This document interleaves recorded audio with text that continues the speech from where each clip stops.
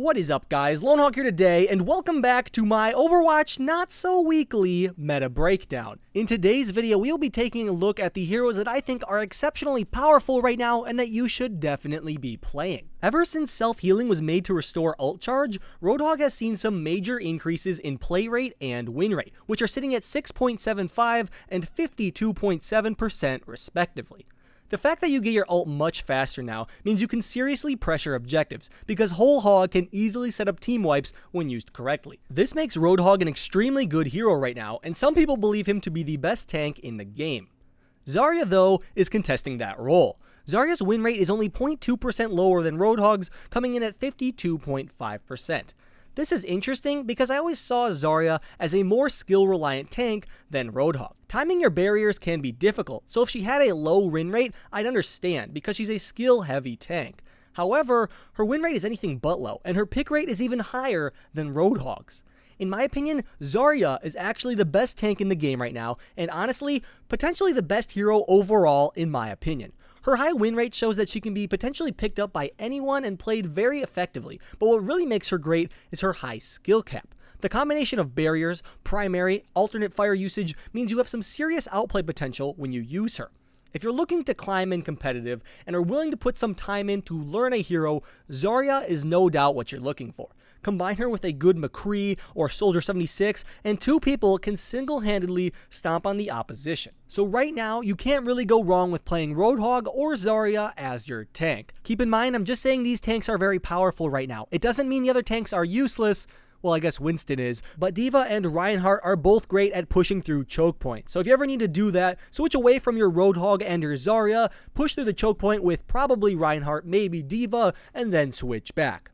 Now let's move on to the supports of Overwatch. In today's video, we have two supports that I'm going to classify as OP currently. Those are LUCIO and ZENYATTA. And holy cow, they get even more OP when you combine them. LUCIO's win rate is at 52% right now, which is pretty high. I mean, it used to be at 56%, so it's gone down, but he's still by far the best healer in the game. He's usually better than Mercy in my opinion, but Mercy is much more viable than she used to be. So if you've always been playing Mercy, don't feel bad. Mercy's in a good spot right now. I just don't think she's at the OP level that LUCIO still is. ZENYATTA is also in a very good position right now. However, I want you all to keep in mind one thing, and I stress this every single time I mention ZENYATTA.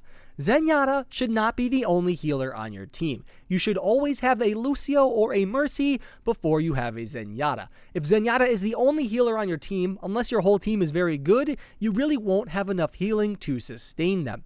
This being said, when you do pair ZENYATTA with a LUCIO or a Mercy, the little bit of extra healing you get, plus the massive damage boost you get with your Orbs of Discord, means you're really going to turn the tides of the game. A team with just one healer, that is a LUCIO or a Mercy, versus a team with a LUCIO and a ZENYATTA, honestly, the team with the ZENYATTA has a huge advantage. Those Orbs of Discord can be used to put down tanks, squishies, it doesn't matter. ZENYATTA is very good right now. So if you're a support main and you're looking to improve your win rate or, increase your rank in competitive, be sure to try out these two heroes. You really won't go wrong with them, and they don't take too much time to learn either. It'll take you a few games at max to get the hang of LUCIO, and maybe a few games as well to get the hang of ZENYATTA. But once you do, you'll realize your time was well spent. Now let's move on to the community's favorite category, the category that is always filled with at least 5 heroes a game, and that is the Assault heroes. The two Assault heroes I think that are both very good right now are Reaper and Soldier 76. Not only do their win rates show this because they're both above 50%, Reaper actually sitting at a 52% win rate, which is crazy.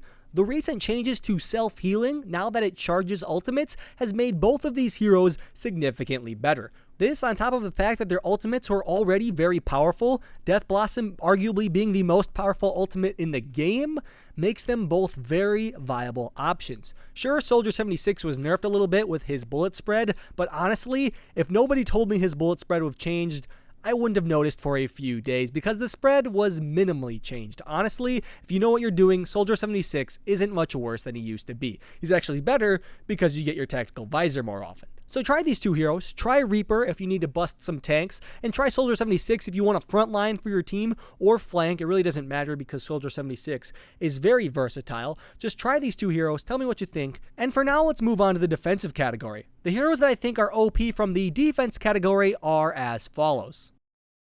Yeah, none of them. Before you go off looking at win rates and telling me Bastion and Mei are OP because their win rates are both almost 52%. Well, yes, Mei's win rate is 51.4% and Bastion's win rate is 51.8%. But does this make them OP?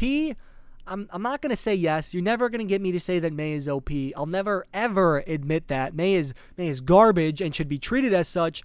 Bastion, he might be pretty good right now, but I think his win rate is actually inflated because of lower levels of competitive play. And I don't mean this in any negative way. I'm not trying to make fun of people in the lower levels of competitive. I'm trying to make you all the best you can be. But it's no surprise to anyone that Bastion does so much better against worse players than he does good players. And like I said, I'm saying this honestly. I'm not making fun of you if you have a hard time dealing with Bastion. For the longest time, I did too.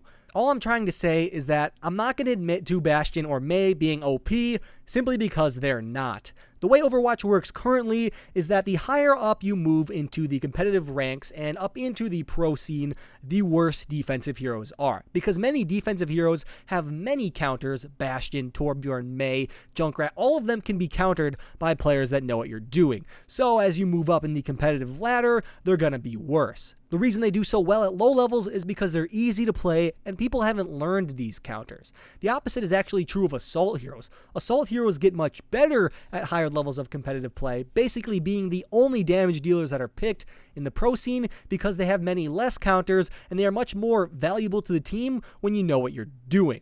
So, this being said, Bastion and Mei and Junkrat and a lot of the defense heroes, with the exception of the snipers, may be good in public games at lower levels. They're not OP though. They're not OP because they're easy to counter. I don't struggle with either Bastion or Mei, and hopefully in the near future we'll be able to get you all to the point where you won't either. But we'll save that for a future video. That concludes our Overwatch Not So Weekly meta breakdown. Be sure to tell me guys what you think of this one, because last time we did a meta breakdown, I went over like every single hero, the OP heroes, the underpowered heroes, why I thought certain heroes were even, and I was gonna do that today, but honestly, I don't think you all need to hear that. I don't think that makes for a good video because there's nothing to say about heroes like Hanzo, who has a 50% win rate. Hanzo has a 50% win rate. That's all there is to say about him. So I decided to only focus on the heroes that I thought were overpowered and give you my reasons as to why I thought they were good right now. Tell me what you think about that. If you have any questions though as to why a hero didn't make it on the list, or you just want to hear my general opinions on a hero, leave that comment down below. I'll try to respond to almost all of them. I still do try to do that, guys, at least for new videos. And if you guys enjoyed, be sure to leave a like down below, maybe subscribe, and be sure to follow me on Twitter. If you're not following me on Twitter, you're just rude, all right? You're hurting my feelings. Go over to Twitter. It's at LoneHawk. That's a 0, not an O. And you get the best tweets, the highest quality tweets, and the best memes for your day. So, yeah, go do that. Subscribe. Be on my YouTube. And I'll see you guys all later.